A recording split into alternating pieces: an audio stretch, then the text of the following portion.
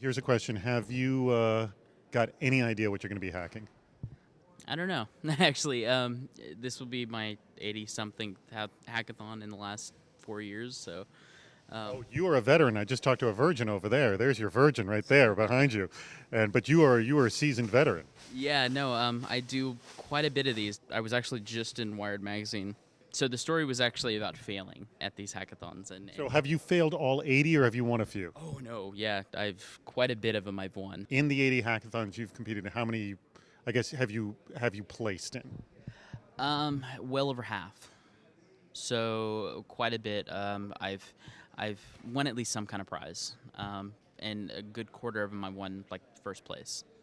So if someone's smart, they're going to team up with you if you're willing to let them in.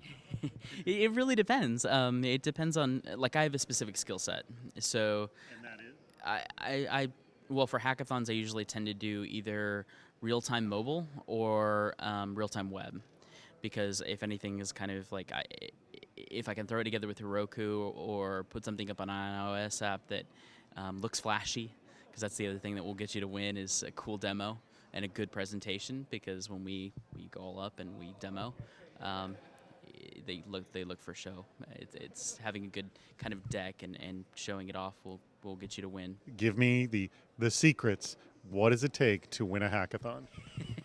Well, it depends on what kind of hackathon, because there's a few different kinds. This kind is more of a bar camp style, so it's sponsor driven. They do better if we do better, if we create an app or a hack that could potentially be viable as a product, and they want to go out and make sure that we do better and get that out there on the App Store or turn it into a company possibly. I've seen a lot of hackathons win where you get someone really good on product or maybe UI design and then get a good guy on tech side.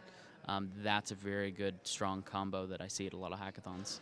I go to hackathons because I like meeting other engineers and working with other people, but there's a lot of people that will build something that's viable and then turn around and go build something out of it. So you don't see them come back because they're out there turning into it. GroupMe is a really good example. It started out as Grouply. It started in a hackathon at TechCrunch's hackathon, and they didn't get any traction from any of the sponsors. No one thought that they would be a good viable product except Twilio, these guys. Um, and they turned it into GroupMe. And I think it was 9 months later they got bought by Skype for millions of dollars. It came out of a hackathon. They didn't go to multiple hackathons. They went to a few, built the product there, and then ran off and did something. Now my motives are different. I go to win because it's like my sport in a way. But for a lot of people, it's more about building something cool, and then they usually run off and actually do something with it. How do you physically prepare? Because you're going to be up for at least 11, 12 hours. How do you do it? This one's actually kind of short. So I'm used to more 48-hour, 72-hour hackathons. So um, How do you prepare for those? I mean, do you stay up straight or you get some sleep in those? it depends on the competition. So one of the things I'll start doing is I'll start going and looking at what everybody else has. If I think I'm ahead, I'll go get sleep. If I think I'm behind, I'm staying up. And combination of caffeine and cat naps, and usually tag teaming with the other engineers, because sometimes too many people in the code at the same time could be a bad thing. So we'll tag team. I'm going to follow up with you tomorrow morning, see how you did, and we'll see if you got a music game or you ported over your other app or whether you got a designer. I might pivot.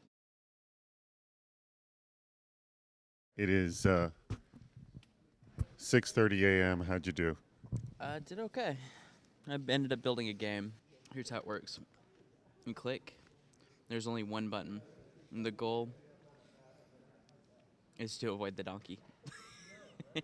I went back through and I actually found the original source code to the basic app in this case, and re-implemented it all in JavaScript, so it's identical in every way to the original speed, everything else except for I don't know the clock rate of these original machines.